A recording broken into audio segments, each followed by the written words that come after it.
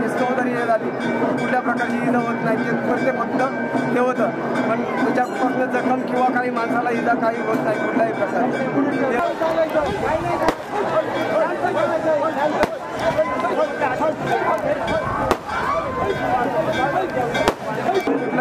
तेल होते त्यावेळी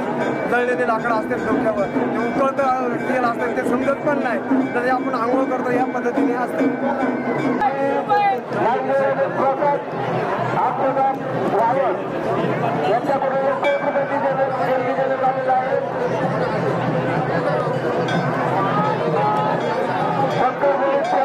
यांच्याकडून 501 रुपयाची देणगी देण्यात आलेली आहे याचा सुद्धा श्रीमंदिर सत्कार करण्यात येत आहे प्रकल्प अधिकारी साहेब यांनी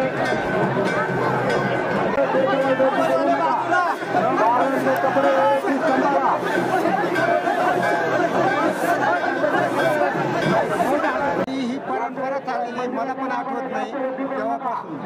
सर्व दिनाचे बूड कापून आणि त्याला आतमध्ये घातला जातो आणि पूर्ण त्या घागरीला होल पाडून आणि नाड्याने गुंफून घेतात आणि नाड्याने गुंफून त्याच्यात लाकडं भरतात आणि मग ते फडका लावून त्याला गुंफून आणि बांधून घेतात आणि नंतर ते पेटवल्या जातात आणि ते पेटून आणि उचलून डोक्यावर घेऊन आणि मंदिराला देवाला वेढा मारतात